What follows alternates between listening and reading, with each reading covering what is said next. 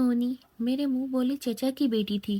وہ ہمارے گھر امی سے قرآن مجید پڑھنے آیا کرتی تھی۔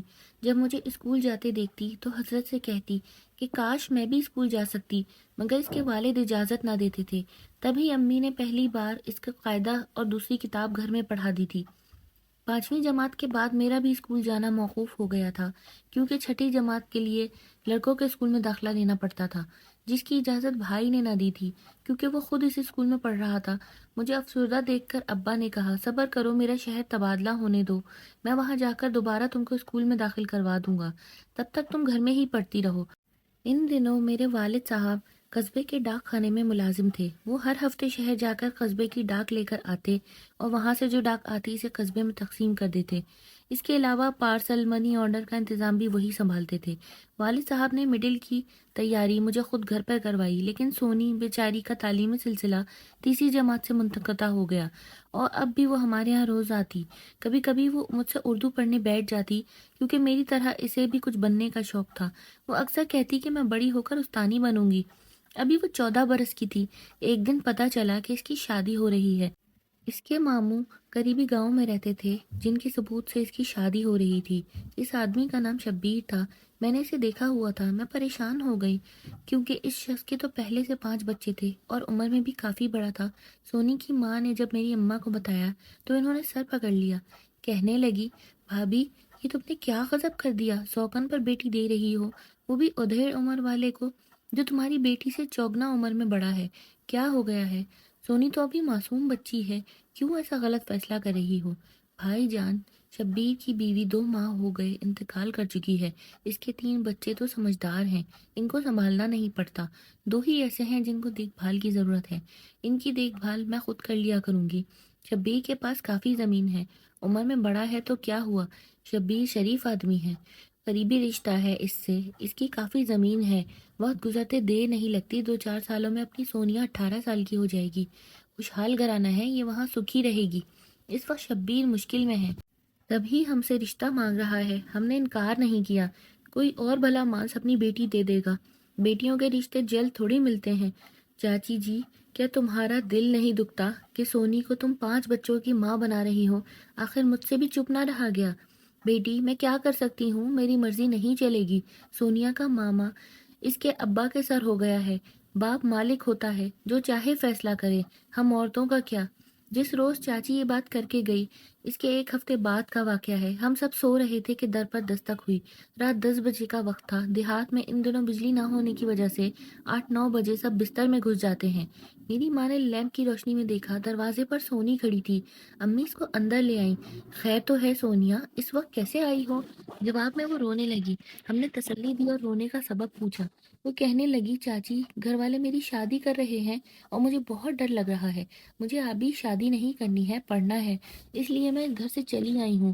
اب میں گھر دوبارہ نہیں جاؤں گی، آپ لوگوں کے پاس رہوں گی۔ امی نے اسے پیار کیا اور سمجھایا کہ رات کو گھر سے نکلنا ٹھیک نہیں ہے۔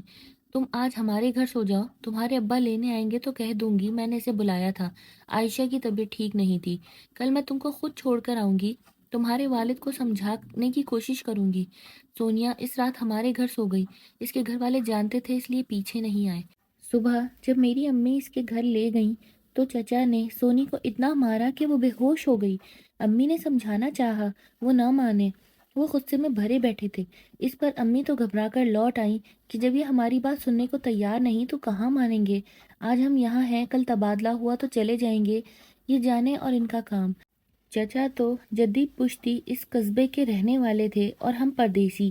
اس واقعے کے بعد امی پھر سونی کے گھر نہ گئیں، اس کی شادی کی تاریخ پکی کر دی۔ مجھے بڑا دکھ تھا، مگر میں نہیں گئی کیونکہ امی نے منع کر دیا تھا۔ اب تم ادھر مت جانا، یہ کم عقل لوگ ہیں، الزام لگا دیں گے کہ ہم نے ان کی لڑکی کو بہکا دیا ہے، اسی وجہ سے شادی سے انکار کرتی ہے۔ سونی کی شادی کی تیاریاں شروع تھیں، بس ایک دیوار بیچ میں تھی۔ کتنا دل چاہتا تھا کہ اس کے پاس جاؤں، اس کو تسلی دوں، مگر میں بھی مجبور تھی۔ 4 دن بعد شادی تھی، پتہ چلا سونی گھر سے غائب ہے۔ یہ بات پورے گاؤں میں پھیل گئی۔ صبح جب اس کے گھر والے اٹھے تو سونی کو غائب پایا۔ جہاں جہاں اس کے جانے کا امکان ہو سکتا تھا وہاں وہاں سے پتہ کیا گیا۔ ہمارے گھر میں بھی اس کی ماں پوچھنے آئی۔ 3 دن تک اس کا پتہ نہیں چلا۔ پھر کسان کے ایک لڑکے نے اس کے باپ کو بتایا کہ میں نے تمہاری بیٹی کو ایک آدمی کے ساتھ پگڈنڈی پہ جاتے دیکھا ہے۔ جانے یہ سچ تھا کہ نہیں۔ سونی کے والد نے اس بات کا یقین کر لیا۔ جب شادی میں ایک دن رہ گیا تو امی سونی کی ماں سے ہمدردی کرنے گئیں۔ یہ دوپہر کا وقت تھا اور میں گھر پر اکیلی تھی کہ دروازے پر دستک ہوئی۔ در کھولا اور یہ دیکھ کر حیران رہ گئی کہ سامنے چادر میں لپٹی سونی کھڑی ہے۔ میں نے اس کو جلدی سے اندر لے کر آئی اور پوچھا کہ تو کہاں گئی تھی؟ تیرا باپ سارے علاقے میں تجھے ڈھونڈتا پھر رہا ہے۔ میں کہیں نہیں گئی تھی، ادھر ہی تھی۔ ہمارے گھر سے تھوڑی دور زمیندار کے بھوسے کا ذخیرہ پڑا ہوا ہے، ہم جن کو پلے کہتے ہیں۔ وہ بولی کہ میں پلوں میں جا کر چھپ گئی تھی۔ دن گزر جاتا تھا مگر رات میں کتے ادھر ادھر بھونکتے تھے جن سے مجھے بہت ڈر لگتا تھا۔ 2 دن سے زیادہ وہاں چھپنا ممکن ہی نہ رہا، اس لیے تمہارے گھر آ گئی ہوں۔ گھر جاؤں گی تو ابا مارے گا، اس لیے وہاں نہیں گئی۔ وہ بھوک سے نڈھال تھی۔ پانی تو رات کو بھوسے کے ڈھیر سے نکل کر قریبی ندی سے پی لیتی تھی، مگر بھوک کے لیے مولی اور گاجر کے پتے کھا کر گزارا کرتی رہی تھی۔ نکاہت سے بیچاری کا یہ حال تھا کہ بات بھی نہیں کر سک رہی تھی۔ سہمی ہوئی چڑیا کی طرح میرے پاس دبکی بیٹھی تھی۔ آشی، خدا کے لیے مجھے کہیں چھپا دو یا شہر اپنے ماموں کے گھر بھجوا دو۔ میں شبیر کے ساتھ نہیں جاؤں گی، مجھے اس سے ڈر لگتا ہے۔ تم نے دیکھا ہے وہ کتنا بدصورت ہے، دیو جیسا، کالا، لمبا چوڑا۔ چہرے کی طرف دیکھنے سے دہشت آتی ہے۔ وہ رونے لگی۔ بڑی مشکل سے اسے چپ کرایا اور اصرار کر کے چاول کھلائے۔ اتنے میں امی آ گئیں اور سونی کو میرے پاس دیکھ کر حیران رہ گئیں۔ میں نے کہا، امی تم ہی اس بیچاری کو بچا لو، دیکھو یہ شبیر سے کتنا ڈری ہوئی ہے۔ بیٹی، یہ پرائی لڑکی ہے، ہم کیسے اس کو کہیں چھپا سکتے ہیں؟ اس کے ماں باپ اس کے وارث ہیں، ہم اس کی مدد کریں گے تو ورغلانے والے دشمن کہلائیں گے۔ پھر اسے بہلانے لگی کہ بیٹی تو اپنے گھر چلی جا، معافی مانگ لینا، تیرا باپ پریشان ہے، دیکھنا وہ تجھے کچھ نہیں کہے گا۔ مگر کسی طور گھر جانے پر راضی نہیں تھی۔ اتنے میں میرے والد صاحب آ گئے اور سونی کو اس کے گھر لے گئے۔ جو ہی انہوں نے اسے گھر کے اندر کیا، تھوڑی دیر میں اس کی چیخیں سنائی دینے لگی۔ ابا نے جلدی سے گاؤں والوں کو اکٹھا کیا۔ وہ سب داؤد خان کے دروازے پر جمع ہو گئے۔ اسے سمجھا بجھا کے ٹھنڈا کیا، ورنہ انہوں نے آج بیٹی کو بخشنا نہیں تھا۔ اگلے دن دولہا بارات لے کر آ گیا اور سونی کو زبردستی دلہن بنا کر شبیر کے ساتھ اس کے گاؤں روانہ کر دیا گیا۔ وہ اتنے زور زور سے روتی بلکتی جا رہی تھی کہ اس کی آواز سن کر میں نے اپنے کانوں میں انگلیاں ٹھونس لیں۔ سب نے یہی جانا کہ شوہر کے گھر جا کر سدھر جائے گی، مگر وہ ایک نادان بچی تھی۔ وہاں ایک سخت دل ساس اور شوہر کے 5 بچوں نے اس کا استقبال کیا۔ سونی جب شوہر کے قابو میں نہ آئی اور دلہن بنی اس کے کمرے سے نکل کر کھیتوں میں بھاگی تو شبیر اس کو بالوں سے پکڑ کر گھر لے آیا اور کمرے میں بند کر کے اس کے ساتھ جانے کیا سلوک کیا کہ وہ بے ہوش ہو گئی۔ کہتے ہیں کہ دولہا نے بھی اس کو شادی کی پہلی رات خوب مارا تھا۔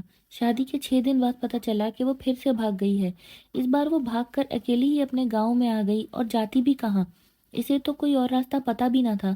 کاش اس بار وہ گاؤں نہ آتی بلکہ کہیں اور چلی جاتی، شاید کوئی خدا ترس اس کو بچا لیتا۔ اس بار وہ ہمارے گھر آنے کے بجائے ہماری استانی کے گھر جا کر چھپ گئی۔ بیچاری استانی تو پہلے ہی اس قصبے کے جاہلانہ ماحول سے ڈرتی تھی۔ وہ بڑی مشکل سے اس قصبے کے اسکول میں پڑھانے کے لیے راضی ہوئی تھی۔ اس نے سوچا سونیا کی وجہ سے اس پر کوئی آفت نہ ٹوٹ پڑے۔ اس نے سونی کو کمرے میں بٹھایا اور باہر سے کنڈی لگا کر داؤد چاچا کے گھر اطلاع کرنے چلی گئی۔ جو ہی ان کو اطلاع ہوئی، ماں باپ دونوں سونی کو لینے آ پہنچے۔ چیختی چلاتی لڑکی کو گھر لے آئے۔ اب ہم نے سمجھ لیا کہ سونی کا آخری فیصلہ ہونے والا ہے، کیونکہ اس بار مار پیٹ اور سونی کے رونے چلانے کی آواز بھی نہیں آئی۔ شبیر بھی اسے تلاش کرتا ہوا اس کے باپ کے گھر پہنچ گیا۔ سب نے مل کر فیصلہ کیا کہ اس کو جان سے مارنے کے بجائے کسی دور دراز علاقے میں فروخت کر دیا جائے۔ جان سے مارنے میں یہ قباحت تھی کہ اس واقعے کا تمام گاؤں گواہ تھا۔ 1 ہفتے کے اندر اندر باپ نے بیٹی کا سودا کر دیا اور وہ آدمی ایک رات سونی کو ٹرک میں ڈال کر لے گیا۔ اس طرح باغی لڑکی کہہ کر باپ نے بیٹی سے نجات پا لی۔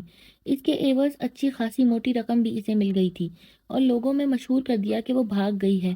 لگتا تھا یہ لوگ بیٹی کو انسان نہیں مال مویشی سمجھتے ہیں۔ جس شب سونی کو وہ آدمی لے جا رہا تھا، میں اپنی چھت سے یہ نظارہ دیکھا تھا۔ انہوں نے سونی کے ہاتھ پاؤں باندھ کر اس کا منہ بھی دوپٹے سے باندھ دیا تھا۔ میں اپنی چھت پر بیٹھ کر بہت دیر تک روتی رہی تھی، حالانکہ ٹرک تو کبھی کا جا چکا تھا۔ سونی کا افسوس اس کی ماں کو تھا یا اس کی چھوٹی بہن کو؟ ہم تینوں کافی عرصے تک اس کے لیے چھپ چھپ کر آنسو بہایا کرتے تھے۔ باقی کسی کو اس کے جانے کا دکھ نہیں تھا۔ سارا گاؤں اس کا دکھ کیوں کرتا جب اس کے اپنے باپ اور بھائی اس سے کوئی جذباتی لگاؤ نہیں رکھتے تھے؟ سب گاؤں والے تو یہی سمجھتے تھے کہ سونی بھاگ گئی ہے، تب ہی ان کو اس کے غائب ہو جانے پر کوئی تشویش یا ہمدردی نہ رہی تھی۔ تو کیسی لگی آپ کو یہ کہانی؟ اگر پسند آئی ہو تو لائک کر دیجیے گا اور چینل کو سبسکرائب کر لیجیے گا۔